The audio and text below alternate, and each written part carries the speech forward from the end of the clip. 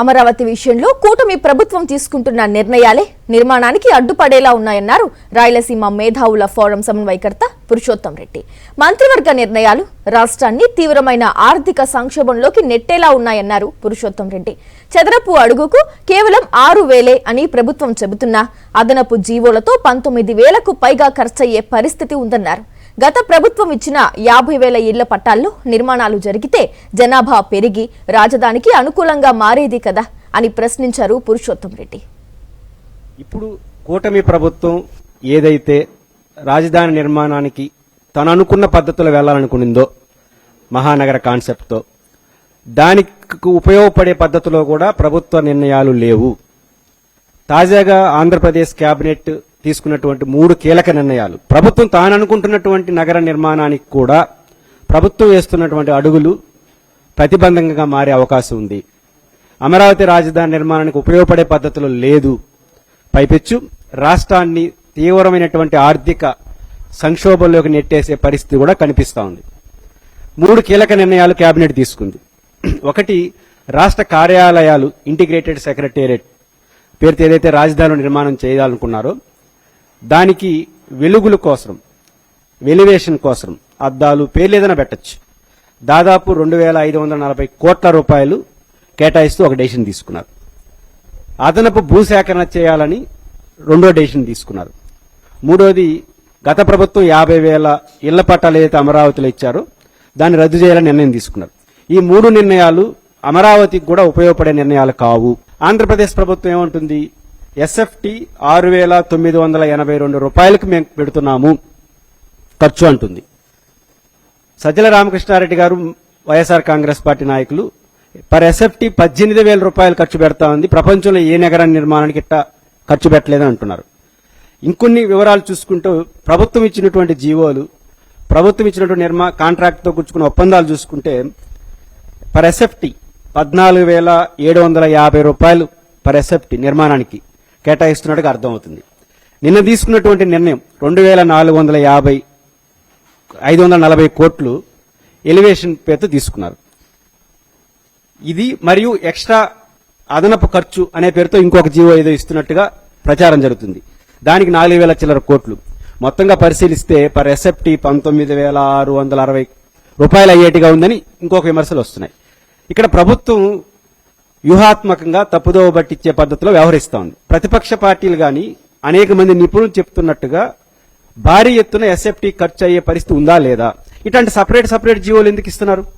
మొత్తం రాజధాని నిర్మాణంలో ఇంటిగ్రేటెడ్ సెక్రటేరియట్ పేరుతో, అసెంబ్లీ కావచ్చు సెక్రటేరియట్ పేరుతో నిర్మాణం అనేది ఒకే జీవో ఇచ్చి కదా ఒక అసెంబ్లీ నిర్మాణానికి ఇన్ని వేల కోట్లు అవుతుంది, పర్ ఎస్ఎఫ్టీ ఇంత. అలా ఈకుండా డివిజన్కి ఇస్తున్నారంటే మేము ఎస్ఎఫ్టీని చాలా పరిమితమైన ఖర్చు పెడుతున్నామని చెప్పుకోవడం కోసం ఇచ్చే జీవో తప్ప ప్రజలు ఎట్లా నమ్ముతారు?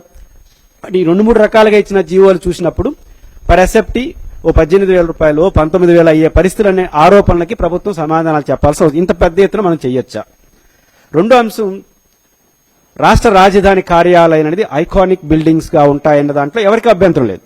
ఒక రాష్ట్రానికి రాజధాని నిర్మించేటప్పుడు ప్రాథమికంగా గుర్తుంచుకోవాల్సిన ఆ రాష్ట్రంలో ఉన్న పరిస్థితులు ఏంటి, ఆ రాష్ట్రంలో రైతుల పరిస్థితి ఏంటి, ఆ రాష్ట్రంలో ఉద్యోగుల పరిస్థితి ఏంటి, ఆ రాష్ట్రంలో అన్ని తరగతుల ప్రజలు ఏంటి, వాళ్ళ కోరికలు ఏంటి, వీటితో సంబంధం లేకుండా నేను ఐకానిక్ బిల్డింగ్ కడతానడం ధర్మమా? డబ్బులుంటే ఎంతైనా చేసుకోవచ్చు. బట్ ఈ రాష్ట్ర ఉన్నటువంటి వనరులు మరియు రాష్ట్ర ప్రజల యొక్క స్థితిగతులు, మన రాష్ట్ర ప్రజల కోసమే రాజధాని కడతాం, రాష్ట్ర ప్రజల ప్రతిష్ట కోసమే ఐకానిక్ బిల్డింగ్లు కడతాం, రాష్ట్ర ఆదాయంతోనే ఐకానిక్ బిల్డింగ్ కడతాం. ఈ 3 అంశాలు మర్చిపోయి నేను ఐకానిక్ బిల్డింగ్లు కడతాను, చరిత్రలో నిలిచిపోయే బిల్డింగ్లు కడతా అంటే కట్టచ్చు. ఈ రోజు మనకు ఆ పరిస్థితి ఉందా? దీనికి ప్రభుత్వం ఆన్సర్ చేయాల్సిన అవసరం ఉంది. ఉదాహరణకు మన చిత్తూరు జిల్లాలో మళ్లీ మొదటకు వచ్చింది మామిడి రైతుల సమస్య. గతంలోనే వైఎస్ జగన్మోహన్ రెడ్డి గారు బంగారుపాలెం వచ్చినప్పుడు వచ్చే ముందు రైతుల దగ్గర 45,000 మంది రైతుల దగ్గర నుంచి తోతాపురి మామిడి తీసుకున్నారు. దానికి 4 రూపాయలు ప్రభుత్వం, 4 రూపాయలు గుజ్జు కంపెనీలు ఇవ్వాలి. ఇప్పటివరకు గుజ్జు కంపెనీ ఇలా, ఆ గుజ్జు కంపెనీల్లోనే ఈ పల్పు ఇంకా ఉంది, పాత పల్పు, అది బోలా కొత్త మామిడి వచ్చేస్తా ఉంది. ఇప్పుడు ఈ 400 కోట్లు 500 కోట్లు ప్రభుత్వం అడుగుతుంటే ఆర్థిక పరిస్థితి బాగలేదు. వాస్తవం, నేను అంగీకరిస్తాను, రాష్ట్ర ఆర్థిక పరిస్థితి బాగలేదు. ఒక 45,000 మంది రైతులు రాయలసీమలో తోతాపురి మామిడికి వేసేవాళ్ళు 400 కోట్ల సమస్యకి డబ్బులు లేవంటున్న ప్రభుత్వం నేను 50,000 కోట్ల రూపాయలు అప్పు తెచ్చైనా రాజధానిలో ఐకానిక్ బిల్డింగ్ కడతానడం ఈ రాష్ట్ర ప్రజలకు ఏం సిగ్నల్ ఇవ్వదలుచుకున్నారు? 47,870 కోట్ల రూపాయలు కేవలం అమరావతి రాజధాని ప్రాజెక్టు కోసం అప్పు తీసుకోవడానికి అగ్రిమెంట్ చేసుకున్నారు. 50,000 కోట్లు. ఇప్పటికే 10,000 కోట్లు ఖర్చు పెట్టారు. 50,000 కోట్లు పెట్టి నూతన నగర నిర్మాణానికి వెళ్తున్నారు అప్పు తీసుకొచ్చి.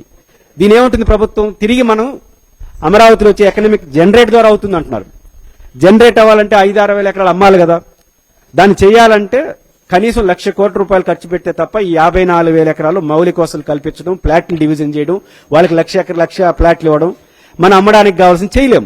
ఈ 57,000 కోట్లు ఇతర రంగాలకు కేటాయించుకొని ఆ 1,00,000 కోట్ల రూపాయలు ఎప్పుడు తీసుకొస్తారు? ఎప్పుడు తీసుకొచ్చి ఎకనామిక్ జనరేట్ అవుతుంది? రేపు సంవత్సరం నుంచి ప్రపంచ బ్యాంకుకి ఇవ్వాల్సినటువంటి 15,000 కోట్ల రూపాయలకి వడ్డీతో సహా కట్టాలి. 20 ఏళ్లు కట్టాలి. 40,000 కోట్లు కట్టాలి.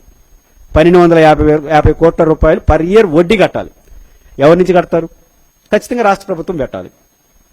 కాబట్టి రాష్ట్ర ప్రభుత్వం పెట్టే పరిస్థితిలో ఉందా? 4,000 ఎకరాల రైతులకే మీరు 2,500 కోట్లు కౌలు ఇచ్చారు. ఇప్పటికీ పర్ ఇయర్ 300 కోట్లు ఇవ్వాల్సి వస్తుంది. ఇంకా అదనంగా మళ్ళీ 50,000 ఎకరాలు తీసుకుంటే దానికి ఒక 250 కోట్ల రూపాయలు కౌలు ఇవ్వాలి. అంటే సంవత్సరానికి 500-600 కోట్ల రూపాయలు కౌలు ఇవ్వాల్సి వస్తుంది. ఈ రాష్ట్రం భరించే పరిస్థితిలో ఉందా? గత ప్రభుత్వం 50,000 ఇళ్ల పట్టాలు ఇచ్చింది. ఇళ్ల పట్టాలు రద్దు చేశారు. రాజకీయ కారణాలు 100 ఉండొచ్చు. నా పాయింట్ ఏంటంటే మహానగరం అంటే జనం ఉండాలి కదా. ఈరోజు ఆ 50,000 ఇళ్ల పట్టాలు పూర్తి చేస్తుంటే 2 లక్షల మంది జనాభా వచ్చి ఉంటారు కదా. ఈరోజు అమరావతి రాజధాని ప్రాంతంలో పనిచేసే ఉద్యోగస్తులందరూ తెల్లారి ఉద్యోగం చేసి సాయంత్రానికి ఇంటికి వెళ్ళిపోతున్నారు.